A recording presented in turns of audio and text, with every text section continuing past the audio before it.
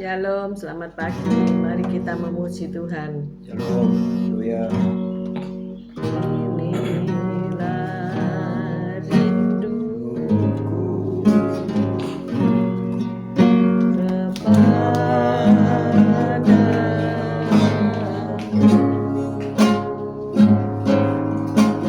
segenap hati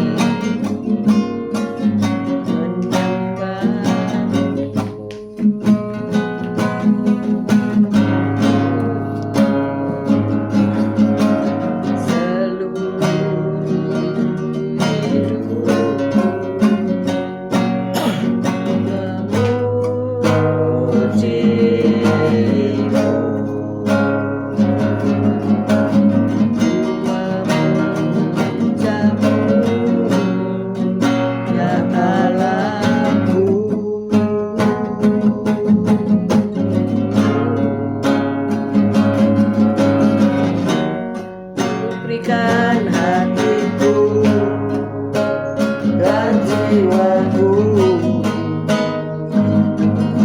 semuanya bagimu di dalam hidupku, setiap waktu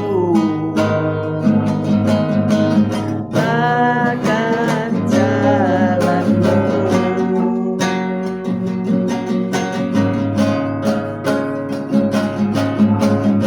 Inilah rinduku kepadamu,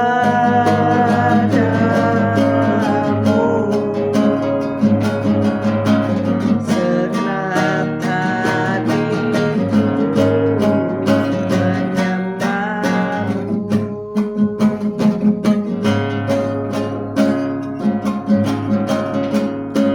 seluruh hidupku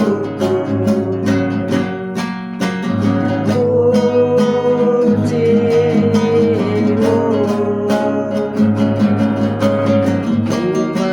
memujamu, ya Allahku.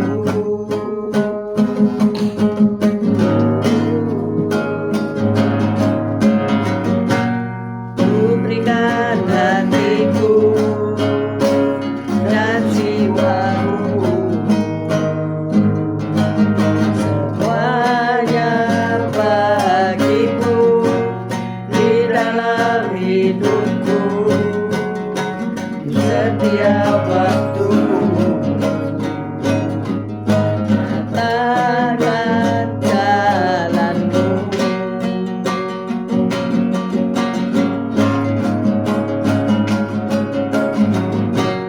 Ku berikan hatiku dan jiwaku,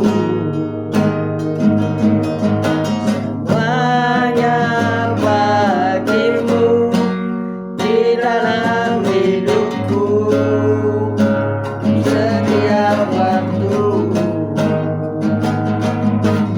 katakan jalanmu.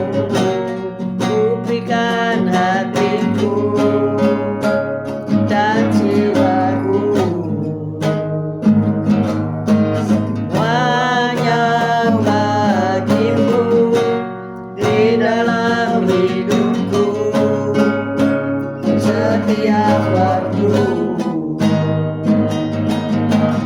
katakan jalanmu.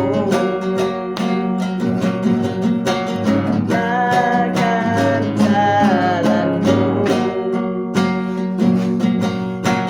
katakan jalanmu. Haleluya, haleluya.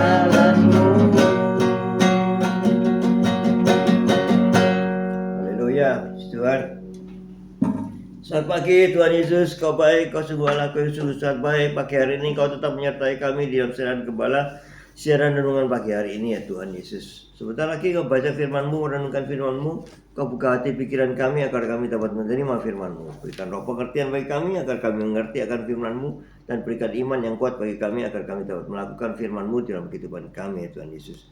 Kami serahkan kehidupan kami sepanjang hari ini bersama semua rekan-rekan peserta daripada renungan pagi hari ini ke dalam tangan-Mu. Di dalam kuat kuasa-Mu, di dalam perlindungan-Mu, di dalam penyertaan-Mu, di dalam kasih-Mu, juga di dalam berkat-Mu ya Tuhan Yesus. Dan Kau tetap berikan kesehatan, kekuatan bagi tubuh kami, agar kami dapat melayani Kau lebih lagi. Dalam nama Yesus kami sudah berdoa dan mengucap syukur. Amin, amin, amin. Haleluya. Shalom pagi semuanya. Shalom Bu Viken, Pak Henry. Haleluya. Shalom Bu Wanda, Pak Budi Utomo. Shalom Bu Lasma. Shalom Bu Saiman, Pak Saiman. Shalom Bu Rima, Pak Anton. Bu Elias, Pak Elias. Relvan, Pak Mei, Ruli, Bu Devina, Beni. Selamat pagi semuanya. Bu Foni, Pak Paulus Hartono, Bu Erwin, Pak Erwin, Timothy, Tabita, good morning. Sepsi, Esther, Pak Anton, selamat pagi semuanya. Pak Martin, Bu Febi, selamat pagi. Ayo kita baca dari 1 Samuel 16 ayat 1, lalu dilanjutkan ayat 6 sampai 13. 1 Samuel 16 ayat 1.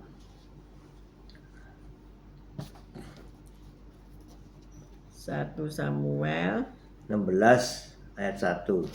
Berfirmanlah Tuhan kepada Samuel, berapa lama lagi engkau berduka cita karena Saul? Bukankah ia telah kutolak sebagai raja atas Israel? Isilah tabung tandukmu dengan minyak dan pergilah. Aku mengutus engkau kepada Isai, orang Bethlehem itu, sebab di antara anak-anaknya telah kupilih seorang raja bagiku. Ayat 6. Lanjut ayat 6 sampai 13. Ketika mereka itu masuk dan Samuel melihat Eliab, lalu berpikirnya, sungguh di hadapan Tuhan sekarang berdiri yang diurapinya. Tetapi berfirmanlah Tuhan kepada Samuel, janganlah pandang parasnya atau perawakan yang tinggi, sebab aku telah menolaknya. Bukan yang dilihat manusia, yang dilihat Allah. Manusia melihat apa yang di depan mata, tetapi Tuhan melihat hati. Lalu Isai memanggil Abinadab dan menyuruhnya lewat di depan Samuel. Tetapi Samuel berkata, orang ini pun tidak dipilih Tuhan. Kemudian Isai menyuruh Syama lewat, tetapi Samuel berkata, orang ini pun tidak dipilih Tuhan. Demikianlah Isai menyuruh ketujuh anaknya lewat di depan Samuel. Tetapi Samuel berkata kepada Isai, semuanya ini tidak dipilih Tuhan. Lalu Samuel berkata kepada Isai, inikah anakmu semuanya? Jawabnya, masih tinggal yang bungsu, tetapi sedang menggembalakan kambing domba. Kata Samuel kepada Isai, suruhlah memanggil dia, sebab kita tidak akan duduk makan sebelum ia datang kemari. Kemudian disuruh nyala menjemput dia. Ia kemerah-merahan, matanya indah dan parasnya elok. Lalu Tuhan berfirman, bangkitlah, urapilah dia, sebab inilah dia. Samuel mengambil tabung tanduk yang berisi minyak itu dan mengurapi Daud di tengah-tengah saudara-saudaranya. Sejak hari itu dan seterusnya berkuasalah roh Tuhan atas Daud. Lalu berangkatlah Samuel menuju Rama. Amin. Amin. Kita ulangi pembacaan di 1 Samuel 16 ayat 7.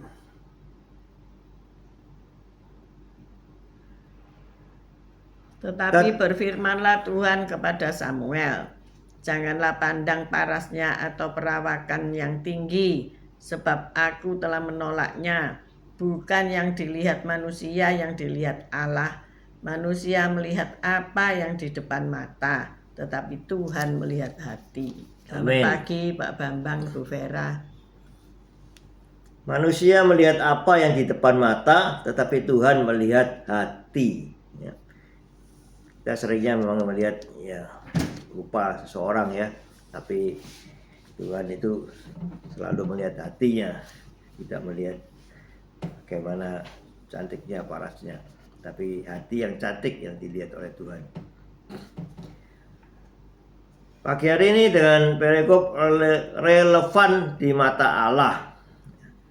Ini ada sebuah kisah, yaitu setiap tahun tim football profesional di Amerika Serikat akan memilih pemain baru melalui acara National Football League Draft. Para pelatih akan menghabiskan ribuan jam untuk menilai kecakapan dan kebugaran calon pemain incaran mereka. Pada tahun 2022, Brock Purdy menjadi pemain pilihan terakhir dengan nomor urut 262. Ia bahkan dijuluki si tidak relevan, sebutan yang diberikan kepada pemain terakhir yang dipilih. Tak seorang pun berharap ia akan bermain dalam satu pertandingan pun dalam musim kejuaraan berikutnya. Namun hanya beberapa bulan kemudian, si Purdy ini memimpin timnya meraih 2 kemenangan di babak penyisihan. Ternyata para petinggi tim yang bertanggung jawab memilih pemain baru tidak selalu berhasil mengenali potensi yang ada. Kita pun menghadapi masalah yang sama ya. Pelatih-pelatih ini sudah memilih pemain-pemain yang terbaik ya. Bahkan si Purdy tadi dijuluki si tidak relevan ya. Tapi akhirnya dia bisa memimpin timnya untuk memenangkan 2 pertandingan di dalam babak penyisihan ya. Berarti para tim ini kan dikatakan sedikit gagal ya di dalam memilih itu. Ternyata pemain yang tidak diunggulkan ini dia justru bisa memimpin kemenangan 2 pertandingan ya. Jadi terus lanjut, nah, dalam kisah perjanjian lama yang sudah sering kita dengar, Allah mengutus Nabi Samuel untuk memilih raja Israel berikutnya dari antara anak-anak Isai. Saat Samuel menjumpai anak-anak itu, ia terpengaruh oleh penampilan fisik mereka. Namun Allah mengingatkannya, janganlah pandang parasnya atau perawakan yang tinggi. Sebaliknya Allah mengarahkan Samuel untuk memilih bukan yang tertua atau yang tertinggi, tetapi justru yang paling muda dan yang sepertinya paling tidak relevan. Itulah Daud yang nantinya akan menjadi raja Israel yang terbesar. Ini membuktikan bahwa pilihan Allah itu tidak pernah salah ya. Mengapa kita sering gagal dalam menilai orang? Perikop ini mengingatkan kita bahwa manusia melihat apa yang di depan mata, tetapi Tuhan melihat hati. Ya, di ayat 7 tadi ya. Saat kita diminta memilih anggota tim kerja atau melayani sebagai relevan, kita dapat memohon Allah agar memberi kita hikmat dalam memutuskan pilihan berdasarkan kualitas yang bernilai baginya. Ya, sebelum kita menentukan sesuatu pilihan, ya kita dianjurkan berdoa dulu kepada Allah, dan Tuhan Allah menyertai kita, memberi hikmat pada kita di dalam memilih seseorang di dalam tim kita ya, supaya bisa berhasil ya, baik di dalam pekerjaan, pelayanan, kita bisa memilih seseorang yang terbaik di dalam tim kita harus menyertakan Tuhan di dalamnya. Ada pertanyaan, yaitu kapan Anda pernah merasa tidak relevan? Ya, dan bagaimana Anda dapat memandang orang lain dari sudut pandangan Allah? Ya, kita mau belajar ya, sehingga kita bisa menilai seseorang itu sesuai dengan pandangan Allah. Puji Tuhan. Demikian renungan pagi hari ini. Pagi Bu Esterlin, pagi Pak Wong, pagi Shelly dan Pak Alim. Ya, kalau kita memilih tim, baik itu dalam pekerjaan, dalam pelayanan, itu tidak mudah ya. Seringkali kita memandang manusia dari luar ya, rupanya, tetapi kita tidak tahu isi hatinya. Demikian juga kalau kita cari jodoh ya, bahaya sekali. Kalau kita hanya mengandalkan perawakan, rupa, tapi isi hatinya kita tidak tahu. Nah, di sini perlu berdoa ya. Perlunya kita mendoakan jodoh anak-anak kita sedari kecil ya. Perlunya kita berdoa untuk tim pekerjaan kita ya. Kita doakan. Perlunya kita berdoa untuk orang-orang yang melayani di gereja, agar panggilan Tuhan terhadap hidupnya itu tidak salah ya. Dan juga orang-orang yang memimpin ketika mencari anggotanya tidak salah. Kita harus mendoakan pemimpin negara kita ya, Bapak Presiden dan Wakil Presiden, agar jika mereka memilih timnya dalam melaksanakan tata tertib negara itu tidak salah. Karena kalau salah memilih pemimpin, ya berantakan. Rakyat Israel pernah salah pilih? Pernah enggak? Pernah. Mereka memilih Saul yang tingginya lebih daripada manusia rata-rata ya, karena sangat menonjol tinggi ya. Tetapi mereka tidak melihat hati, tidak melihat karakter, tidak melihat secara dalam. Ya, memang kita tidak bisa langsung gitu ya melihat oh begini-begini, tapi kita bisa mohon perkenanan Tuhan untuk Tuhan memberitahukan kepada kita. Amin. Siapa-siapa tim kita. Mungkin kadang-kadang kita memandang rendah orang yang tidak ndayani. Tahu nggak ndayani itu? Tidak berbobot. Nah, tidak ndayani ya. Orang-orang yang ya parasnya nggak cantik, orang-orang yang sederhana, bahkan hampir tidak masuk perhitungan, nggak ndayani ya. Saya belajar untuk dapat menghargai orang-orang dan mencari talenta orang-orang tersebut. Nggak tahu ya kok bisa gitu ya. Apakah saudara juga punya hati untuk mencari orang-orang dan menyelidiki talentanya bagaimana gitu ya. Tiap orang pasti dikasih minimal satu talenta oleh Tuhan. Tetapi seringkali manusia itu nggak mau tahu ya, artinya nggak pusing-pusing. Sudah yang kelihatannya hebat, kelihatannya baik, itu yang dipilih. Tetapi ternyata hancur ya. Dia mesin penghancur. Ada nggak orang gitu? Ada, banyak. Setelah kita memilih, kita harus tetap doakan dia agar dia bisa bekerja dengan baik. Nanti kalau Tuhan tidak berkenan, muncullah karakter-karakter dia yang jelek itu kelihatan. Jadi akhirnya kita tidak usah memecat dia akan tersingkir sendiri, mengundurkan diri dari tim kita karena dia merasa ya. Ini semua karena doa ya. Jadi apakah kita ini mosok titik-titik doa kan gitu ya? Masa milih orangnya doa gitu loh, itu penting. Sebab rasul-rasul ya itu memilih pengganti ataupun memilih murid itu memilih siapapun timnya, itu mereka berdoa dan berpuasa ya. Tuhan Yesus juga demikian ya, supaya nggak salah pilih gitu ya. Ketika salah pilih terjadilah pertengkaran ya, nggak cocok. Jadi perseteruan. Kalau dilanjutkan jadi kehancuran. Hari ini banyak orang yang salah pilih ya. Salah pilih suami, salah pilih istri, salah pilih pekerjaan, salah pilih pelayanan, salah posisi ya. Salahnya kok banyak banget gitu ya.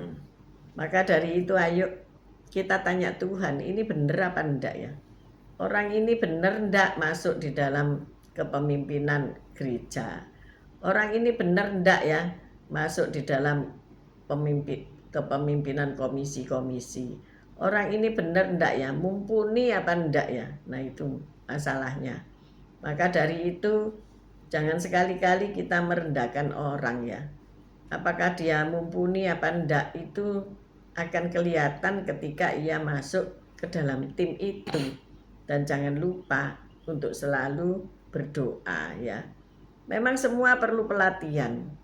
Daud itu dilatih Tuhan sendiri ya, di padang gurun penggembalaan yang sunyi sepi hanya dengan hewan-hewan ya. Oh itu luar biasa ya.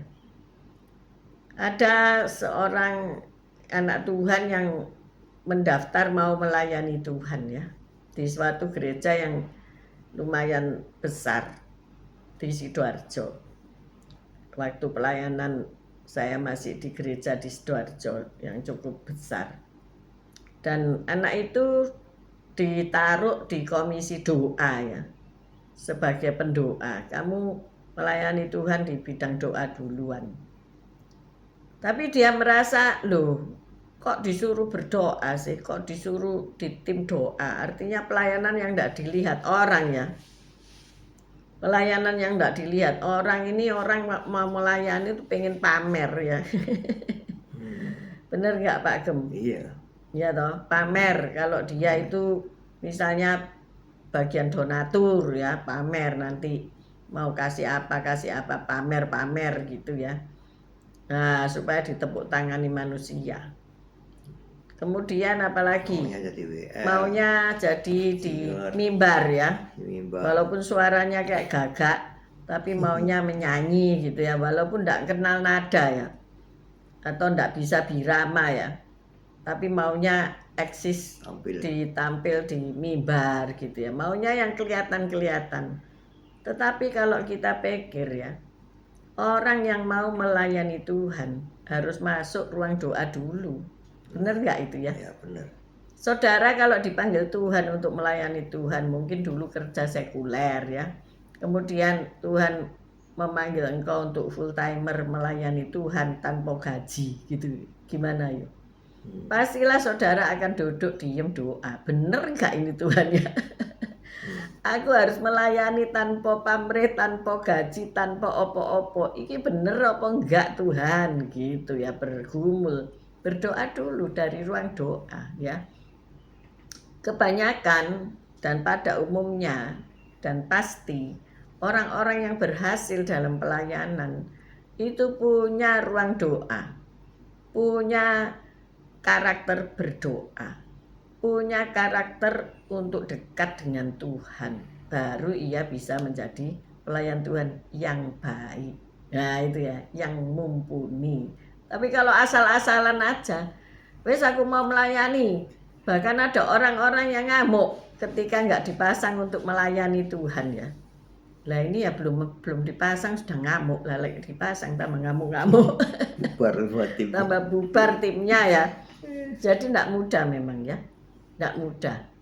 Tetapi ketika orang itu mau merendahkan diri, tidak dilihat orang ya, maka ia itu nanti diangkat oleh Tuhan. Nah kalau Tuhan yang ngangkat, siapa yang akan menjatuhkan kamu? Nggak mungkin ya, walaupun ada penghadangan, walaupun ada siasat pengkhianatan dan sebagainya, tapi kamu akan tetap dipegang oleh Tuhan tahtamu akan tetap kuat seperti Daud. Ya, Daud itu bagaimana musuhnya seabrek saudara ya. Sampai saya melihat kalau membaca perjanjian lama, aduh gak enak yo. Urip koyok Daud iki walaupun raja, tapi tiap hari dihadapkan pada peperangan ya. Sampai pada akhirnya ketika ia rindu untuk membangun bait suci, Tuhan menolak dia ya. Enggak, tanganmu terlalu berlumur darah. Loh, coba bayangkan saudara ya.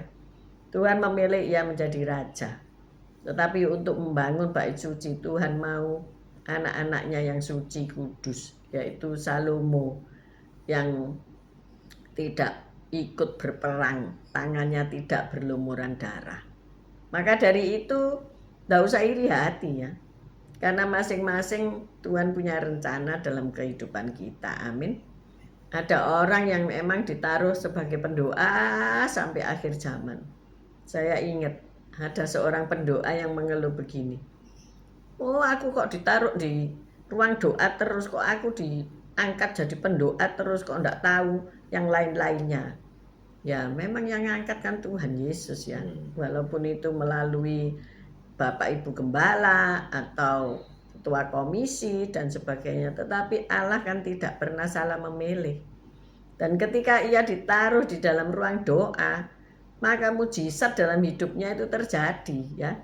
Nah, maka dari itu jangan gondok, jangan ngamuk-ngamuk kalau ditaruh di ruang doa, karena disitulah orang yang paling dekat dengan Tuhan. Benar nggak ya? Ya. Kan Jadi ngomong-ngomong terus sama Tuhan. Jadi pembentukan diri yang sempurna. Iya. Ya, Orang yang disempurnakan. karakternya berubah total. Iya. Jadi begini ya. Kalau saat ini engkau menghadapi suamimu yang mungkin nggak sesuai dengan idam-idamanmu ya, mungkin engkau berkata, suami kok modelnya koyok ngene ya kan, ajaan berdoa. Lah itu loh, mulai kamu dulu berdoa. Mana dia tidak pernah mau kalau diajak berdoa. Gini caranya, kamu berdoa dulu ya, kamu omong-omong sama Tuhan dulu ya, terus keluhkan keluhanmu kepada Tuhan. Dan bersikaplah baik ya.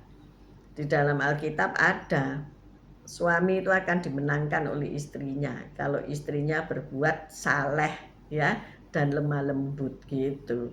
Jadi mengajaknya pakai apa? Ya pakai doa saudara. Didoakan dulu, kemudian diajak dengan lemah lembut. Pasti dia akan mengalami persoalan. Jadi sentai. Jangan disentai, ayo doa, ayo doa, ayo doa. Ya terang enggak mau. Tapi biarkan Tuhan berbicara sama dia. Nanti dia pasti punya persoalan ya. Mungkin persoalan pekerjaan yang ada masalah, persoalan ekonomi yang ada masalah, atau sakit. Kalau lama enggak diajak doa, enggak mau, pasti dikasih sakit nanti sama iblis.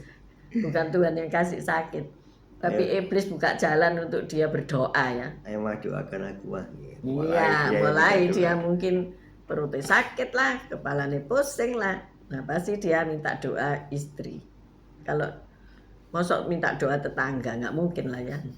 Dan nah disitulah letaknya nanti kita bisa berdoa bersama-sama, nggak usah ngamuk-ngamuk, nggak usah ya. Jadi itulah kunci-kunci bagaimana doa itu bisa mengubah segalanya. Amin. Amin.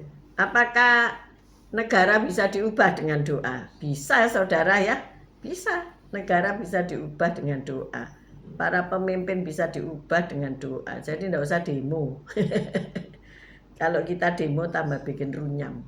Tetapi dengan doa bisa mengubah segalanya. Kalau hari ini engkau mengalami keluargamu sakit, dan intinya ya, si A sakit, si B sakit, gantian gitu, silih berganti, itu pasti ada yang salah dalam hidupmu ya. Coba cek jam-jam doamu bener apa enggak ya. Coba cek kedekatanmu sama Tuhan itu betul atau enggak gitu ya. Kalau sudah betul, mungkin kamu lagi diuji ya, bagaimana pertumbuhan imanmu. Jadi jangan patah semangat. Oh enggak loh, aku enggak apa-apa, berarti Tuhan yang salah. Enggak, Tuhan tak pernah salah. Demikian juga kalau engkau dalam persoalan ekonomi, dalam persoalan keuangan yang negatif, bahkan cenderung minus, saudara-saudara. Tuhan mau engkau masuk ruang doa.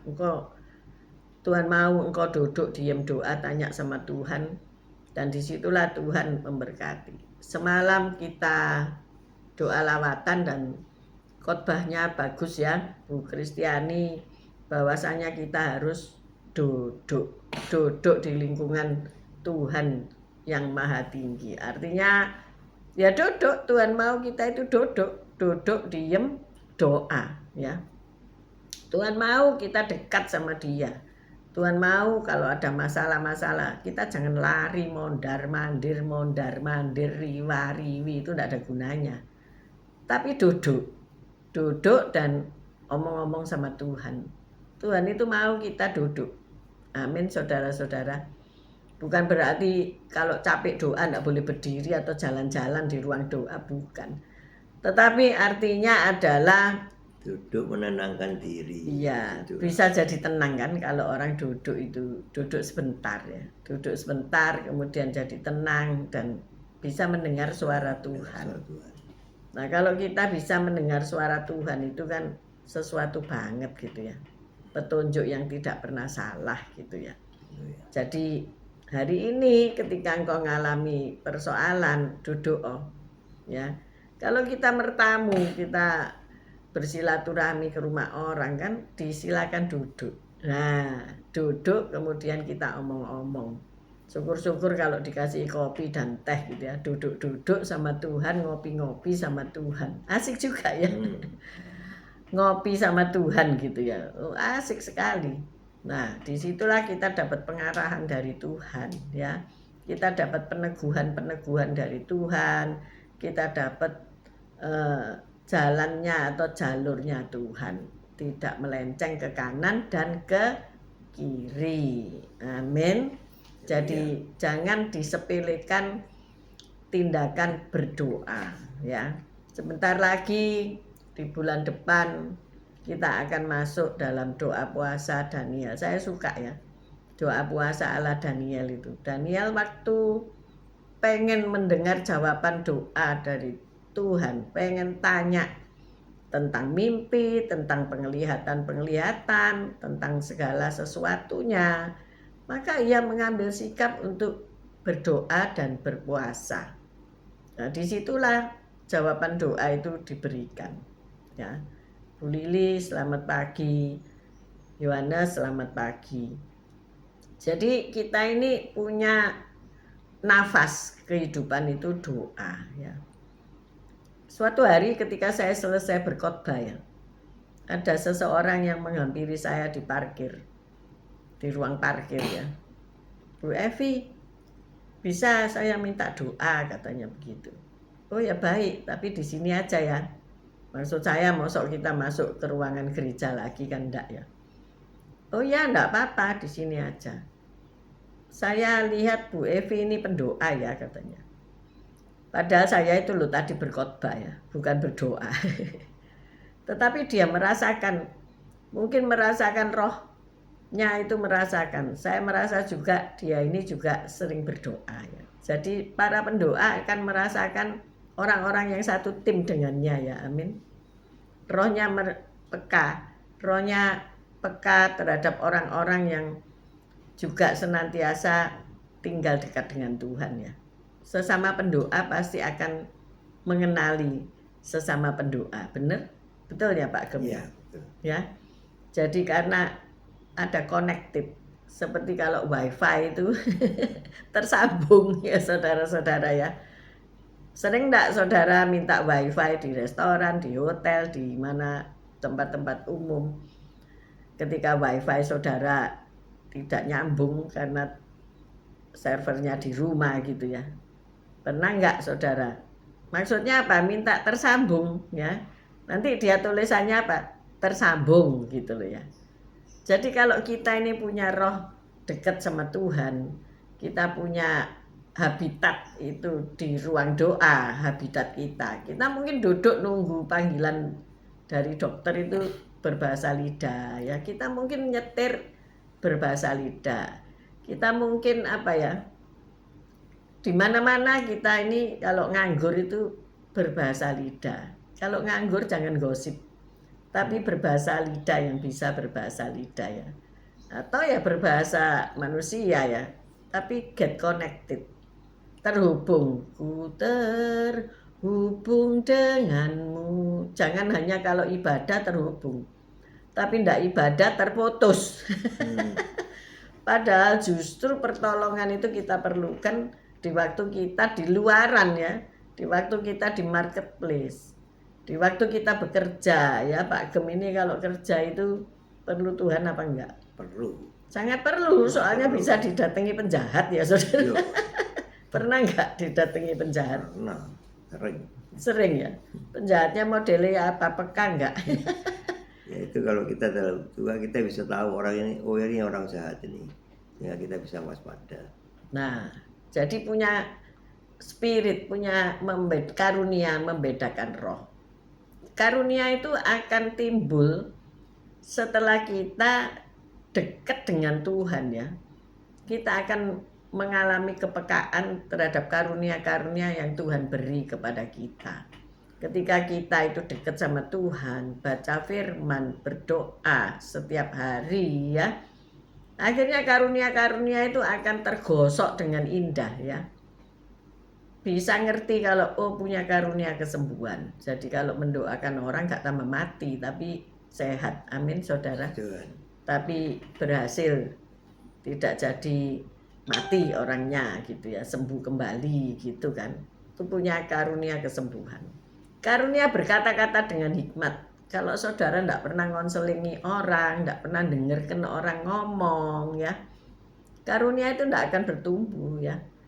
Berkata-kata dengan hikmat. Karena saudara tidak pernah baca Alkitab, bagaimana bisa berkata-kata dengan hikmat? Karena hikmat itu firman, hikmat itu Tuhan. Amin. Amin. Hikmat itu Yesus. Pada mulanya itu ada hikmat. Nah ya, jadi kita perlu hikmat. Kita berdagang perlu berhikmat. Kalau hari ini saudara berdagang, lihat tenai, gak ada orang masuk toko saudara. Bener nggak ya Pak Gem? Iya. Sunyi sepi jalanan ya, nggak tahu kemana semua orang-orang. Saya itu biasa melihat orang yang berjualan di pinggir jalan PKL ya, di depan gereja kami itu ada warung kecil gitu ya.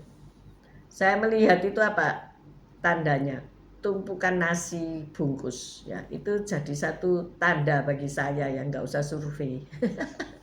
Kalau tumpukannya itu masih menggunung, saya katakan sampai siang hari, waduh kok sepi itu ya, nggak ada orang beli. Tapi kalau sudah jam 11 itu tumpukannya sudah nggak ada, berarti orang-orang membeli ya, berarti tanggalnya tanggal muda saudara. Masih punya jen ya. Kalau sudah tanggalnya tua itu tumpukannya menggunung, berarti orang-orang podo poso. Jangan poso karena gak duit-duit ya, tapi berpuasalah untuk sesuatu yang penting dalam hidupmu. Selamat pagi Pak Susilo, selamat pagi Bu Kristiani. Berpuasalah untuk jodoh anak-anakmu. Kalau anak-anakmu ini sampai usia sudah mengkhawatirkan belum dapat jodoh ya, ayo mulai berpuasalah supaya mereka mendapatkan jodoh. Kalau lelaki sih enggak masalah ya, sampai usia 40, 50 baru menikah pertama kali gitu orang don't care. Ya, tapi juga perlu didoakan ya dapat segera dapat jodoh ya. Jangan jadi Joko Tuwo ya. Jokondo-kondo. Tetapi kalau wanita itu ada expired date-nya, dalam arti apa? Dia tidak lagi mudah untuk punya keturunan nantinya ya. Itu memang hukum alam. Tetapi memang mujizat masih ada gitu ya, untuk orang-orang yang ditentukan oleh Tuhan. Tetapi disitulah kita harus berdoa dan berpuasa, bukan apa terus cepat-cepat nyuruh dia menikah dengan sembarang orang gitu. Waduh, tambah nanti bermasalah kan ya.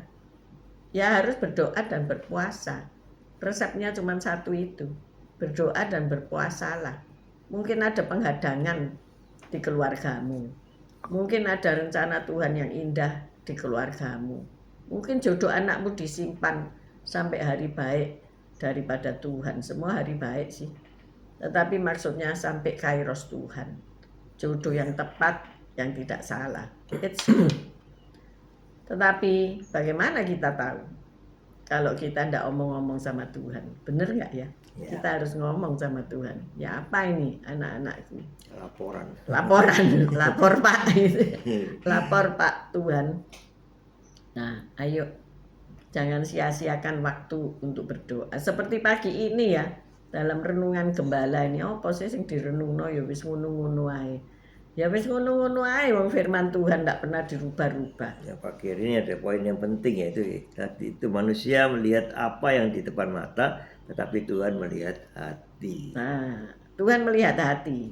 Bagaimana engkau bisa memakai kacamata Tuhan untuk melihat hati, ya, terhadap rekan bisnismu? Karena apa? Kemarin di kaum wanita ada seorang ibu penjual sambal ya, Bu Sandra, dia cerita, saya ini ditipu my bestie. Jadi justru bestie yang bisa menipu, hati-hati ya kalau berteman. Baik mencium dengan berlimpah-limpah, ternyata dibawa lari 1 M saudara-saudara, 1 ember. Bayangkan kalau saudara digitukan sama bestie saudara bagaimana. Banyak orang di sini saya rasa semua peserta renungan ini pernah ditipu ya. Pernah enggak ya? Yang enggak pernah ya semoga dihindarkan dari penipu gitu ya. Pernah lah. Bahkan yang menipu pasti orang-orang dekat. Mungkin saudara lah, mungkin teman bestie lah, mungkin siapa saja yang dekat sama kamu ya. Gimana rasanya? Sedih, marah, kecewa, bercampur jadi satu, akhirnya jadi kepahitan. Tetapi let it go ya. Kita dengar firman Tuhan, let it go, lepaskan ya. Silakan pergi, lepaskan. Suruh pergi aja orang kayak gitu di dalam hidupmu itu, lepaskan saja. Tuhan pasti akan memberi ganti. Kamu kan tidak bisa lihat hatinya orang kan berarti, ya kan? Ya. Hanya cuma lihat luarnya saja. Maka dari itu perlu karunia membedakan roh. Ya, kalau ada yang dekat sama kamu, rohmu akan peka. Orang ini maksudnya opo, ya Tuhan akan kasih tahu kamu. Itulah salah satu kelebihan daripada para pendoa ya, punya kepekaan, punya karunia membedakan roh. Apakah pendoa tidak bisa ditipu? Ya bisa aja selama dia itu kan ya manusia ya. Apa yang sedang dia pikirkan kita kan tidak tahu. Bahkan sesama pendoa pun kita nggak tahu. Apalagi kalau sudah diingatkan tapi ngeyel. Karena apa? Ada karakter. Karakter itu juga menentukan. Kalau karakter seseorang yang rendah hati, gampang dibentuk oleh Tuhan, kepekaan, nah itu lebih gampang. Tapi kalau karakter orang yang keras, tukang ngeyel, Tuhan lama membentuk, bahkan memecahkannya, terus dibentuk baru. Ya kan? Ya. Jadi ayo kita menjadi pribadi-pribadi yang denger-dengeran sama firman. Tuhan melihat hati. Mari Amen. kita berdoa. Haleluya. Bapa Surgawi, tolonglah kami untuk melihat orang lain sebagaimana Engkau melihat mereka. Ya Tuhan, ajarkanlah kami untuk kami bisa seperti Engkau melihat hati. Tidak hanya kami melihat rupa, tapi kami bisa melihat hati. Semua ini karena doa, karena dekatnya kami pada Engkau Yesus, sehingga Engkau bimbing kami, sehingga kami bisa menilai orang itu sesuai dengan apa yang Engkau nilai terhadap orang itu.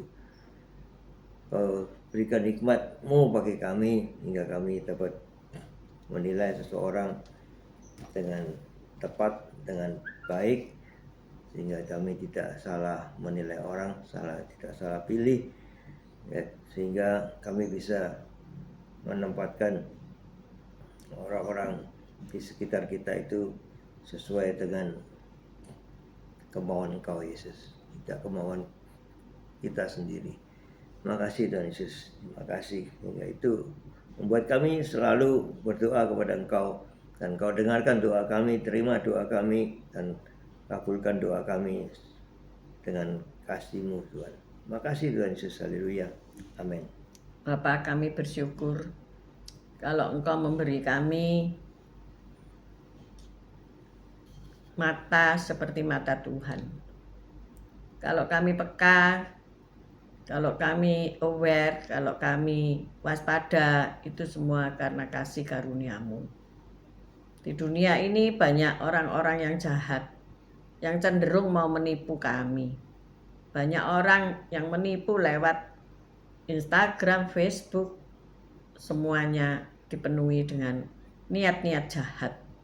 Karena memang Kau berkata dunia ini sedang lenyap dengan keinginannya. Tuhan, berikan kami kepekaan. Roh Kudus, berikan kami karunia-karunia untuk membedakan roh itu. Sehingga kami dapat membedakan. Kami dapat melihat hati seperti Engkau melihat hati kami. Terima kasih ya Allah Roh Kudus. Pagi ini Engkau sedang membimbing kami. Jika di antara kami ada yang sakit, Tuhan, Engkau sudah menyembuhkan. Terima kasih Engkau sudah menyembuhkan Tante Sianba yang sudah dipasang ring sebanyak 3 biji dengan baik. Tuhan tolong untuk pemulihannya, dan Tuhan tolong agar dia dapat menjaga hidupnya berkenan di hadapan Tuhan. Kami juga bersyukur Oma Bukanaung sudah sembuh. Kami bersyukur para lansia sudah sehat. Terima kasih ya Bapa. Kami juga menyerahkan orang-orang yang dalam kesulitan pekerjaan. Mereka mencari pelanggan-pelanggan dalam pekerjaan mereka, usaha bisnis mereka. Tuhan kirim pelanggan-pelanggan yang baik, bukan yang jahat, bukan penipu. Tuhan juga kirim Tuhan pembeli-pembeli. Tuhan kirim orang-orang yang bermitra yang baik. Tuhan juga membuka jalan buat ladang-ladang kami, untuk kami membuka ladang-ladang baru. Terima kasih ya Allah Roh Kudus. Engkau sudah memberikan kami kepekaan untuk dapat berjualan, untuk dapat melakukan perdagangan dengan baik, sehingga kami berhasil dan beruntung.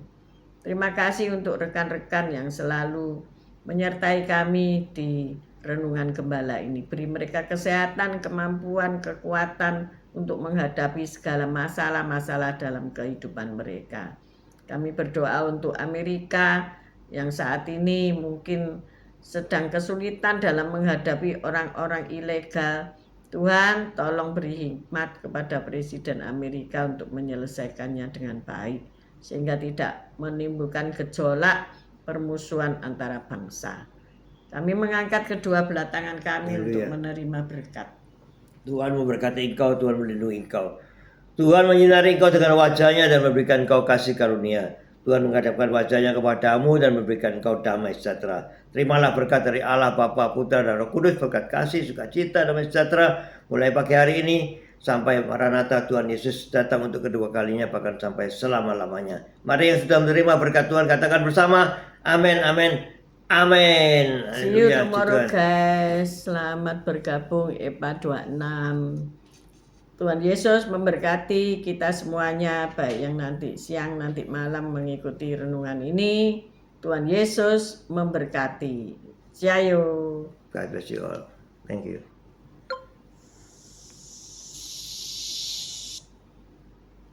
Haleluya, haleluya, haleluya. Haleluya, haleluya, haleluya. Ya Tuhan, pagi hari ini kami tetap berdoa untuk keluarga besar